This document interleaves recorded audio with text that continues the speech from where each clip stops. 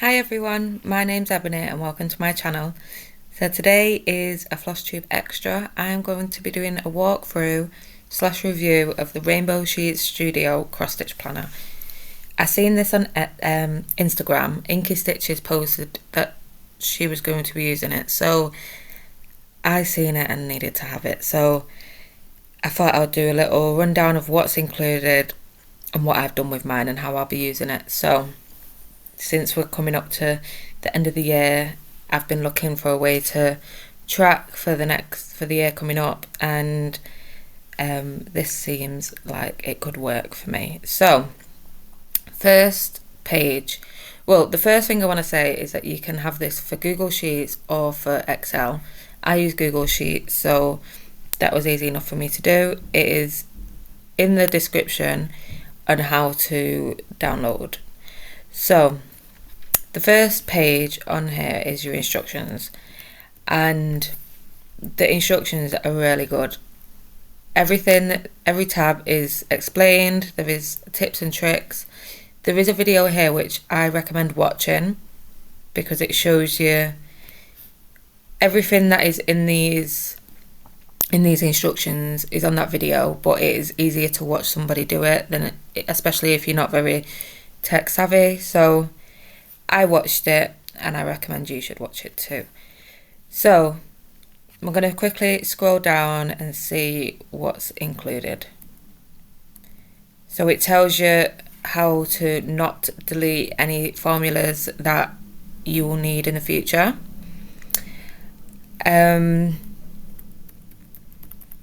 What else? How to save the filtered view. Then it just walks through how to input the data that you're going to be using into the project tracker tab. This is the only tab that you actually input data into. The other tabs automatically update and the formulas calculate everything for you, so you only input data into one tab, which I thought was really good. So you have like a monthly section, then you have the calendar which shows everything you've worked on, etc. We will go through all this, I'm just quickly going through. The project timeline.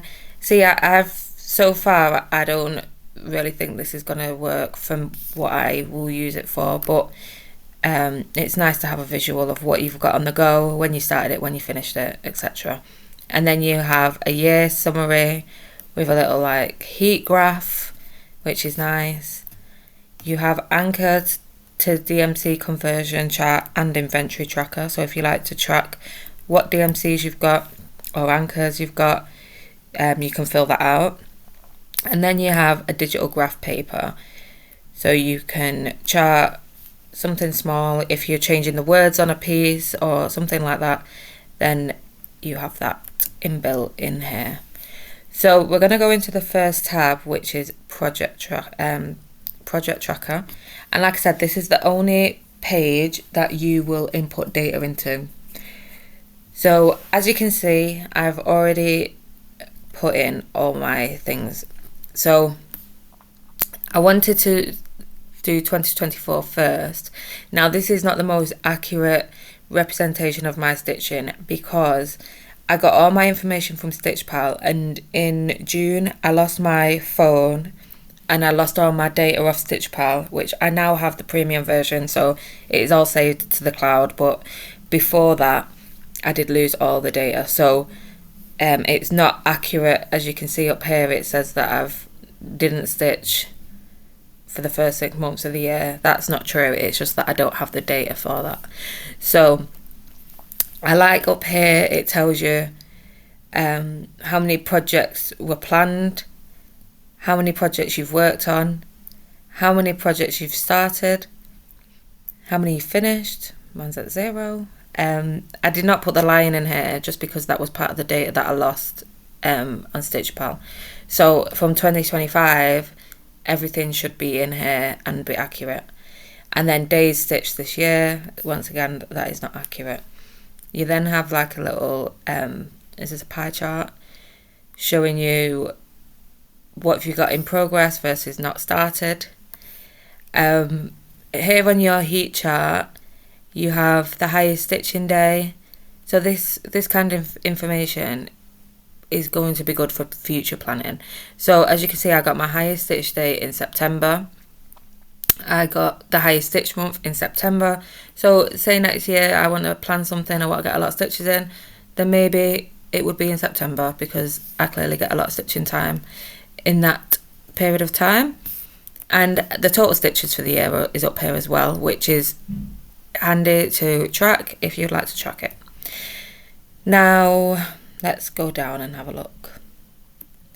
I'm sorry if this is small, but the one thing I would say about this, let me try and zoom in a little bit, there we are, about this sheet is because each tab is so large that you do have to zoom out quite a lot to see a bigger proportion of the tab. You can zoom in and out, but yeah, that is one thing that I'm not overly keen on, but it's something I can work with. So I put in all my projects, all my full coverage projects that are on the go at the minute, and my 2 planned starts. So they're all listed there. I like that it is numbered here, so at a quick glance I can say, right, I've got 23.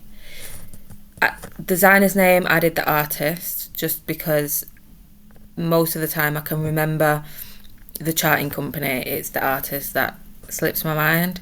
The fabric type, the total stitches in the piece, so these are all inputted from the information I had in StitchPal.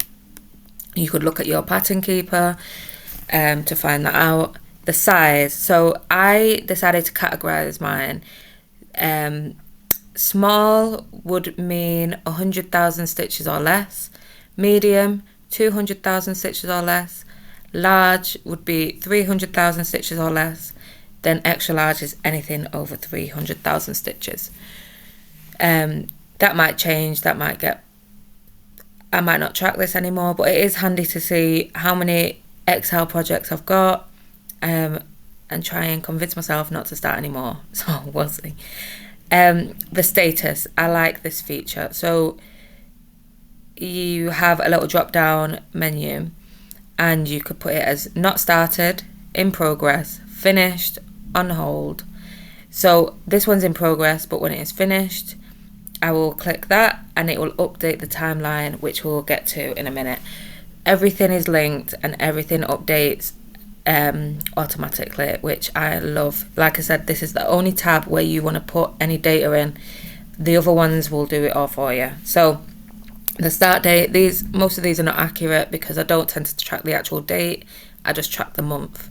So I did either the first of that month, or if I remembered the actual date, I put the date in. Estimated finish date. So this tells me the 30 days if I wanted to finish it on the 1st of January. I'm not going to do that probably, but if you want to put in finish dates for all your pieces, you can. That's the focus piece for me. So if I was going to estimate a finish date, it would be for that project only. So yeah, it shows you how many days are left till that date. Then this shows your progress. So this is all formula, as you can see. If you click on it and it has something here with all those formulas in, you do not want to import any data there. Same with the percentage and the bar, that is automatically calculated, and I'll show you how we get that information now. So you want to input any stitches you made prior, because this will add to the total of what you've stitched this year. So if you're starting in 2025, you want to put in what you stitched before, so input all the data, and then every time you import a stitch amount for 2025, it will add to this amount here and it will give you a total over here. So Mini Together in Paris, we're on line 1. Mini Together in Paris, I did 925 prior to, I'm not going to use that one actually as an example. I'm going to use Grace. So the reason being is because that is not accurate. So Grace, because StitchPal deleted all my data, then this is the amount that I had done when I reset all my information on StitchPal. So I had 17,152. Now my total over here is 21,711, and that is because I've inputted the stitch amounts that I have information for. So if we carry on scrolling over, we have, let's go up. We have our January project tracker. So these are goals for 2025. So you can put monthly goals in and you can check them off. So say I wanted a goal to complete whip go for call number 2. Say it was number 2.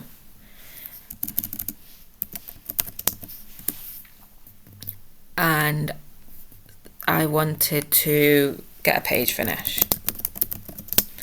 So I can type that in and it tells me I've got 2 goals, and then when I check them off, it will tell me I've completed 50% of my goals and 100%. So I think that's quite a nice feature to have, and it is customizable, so I liked that. We then have our January statistics.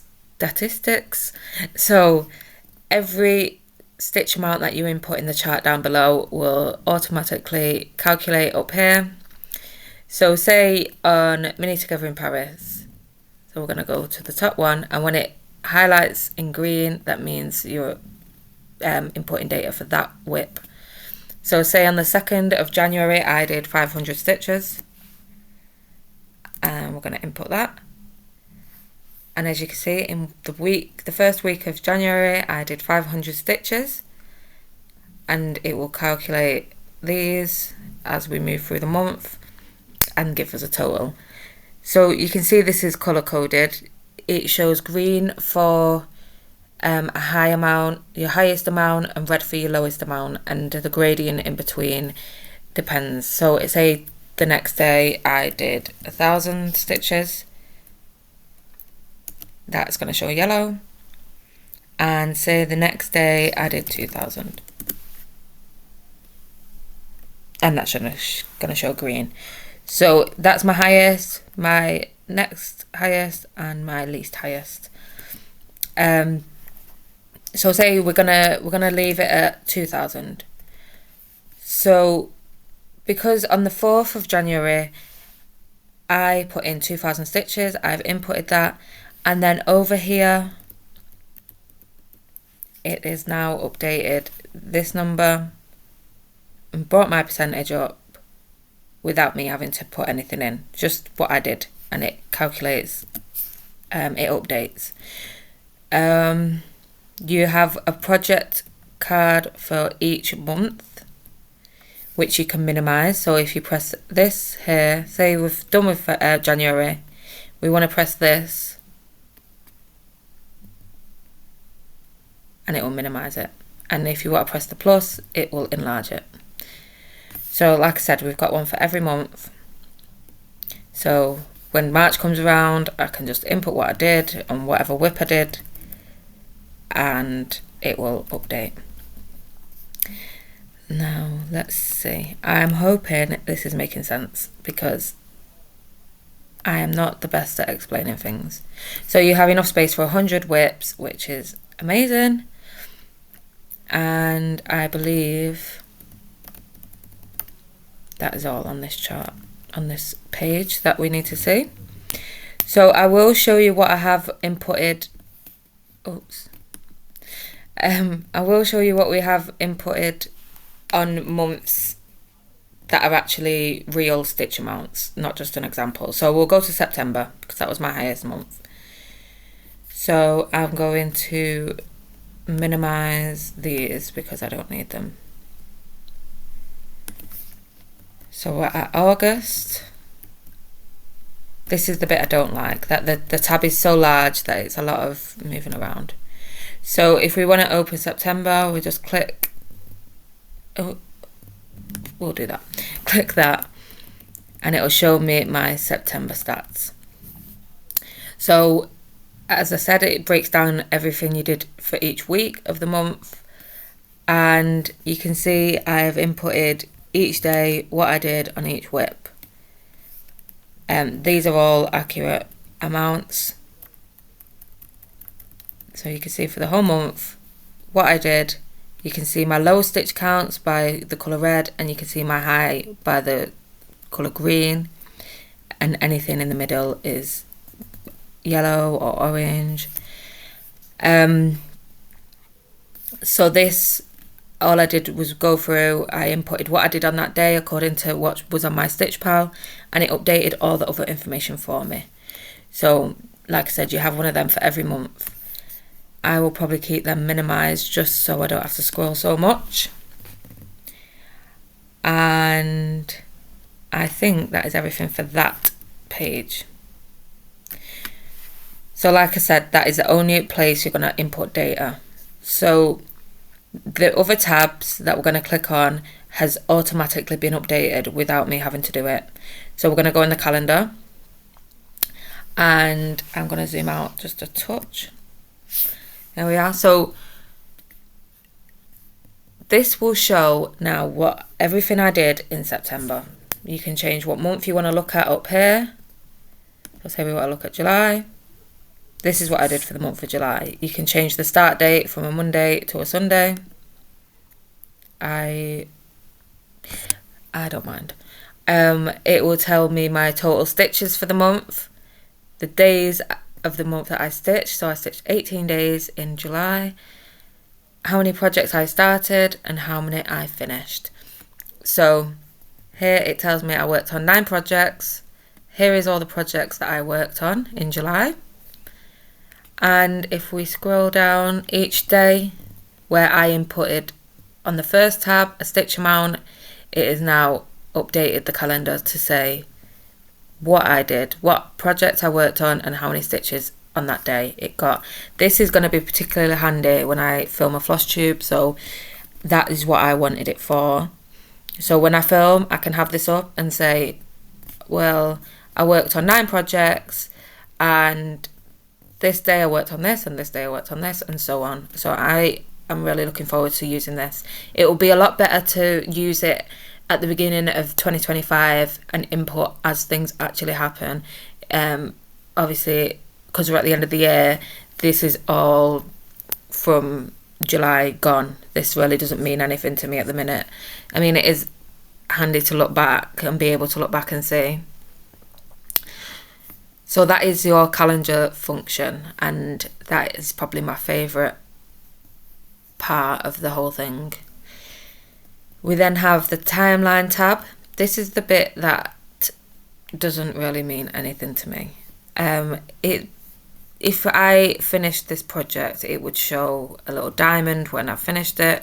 So it does give you a visual bar chart of when things were started and when things were finished. The only thing I could probably use this page for is the stitches left. I like knowing how many stitches are left when I'm figuring out what is going to be my focus piece. So after I've finished this, I will look for the next lowest one that is left. So I would use it for that, but other than that, I can't see me using this other than just a nice visual. And then we have the tab for summary. This is going to be so handy, especially for whip parades.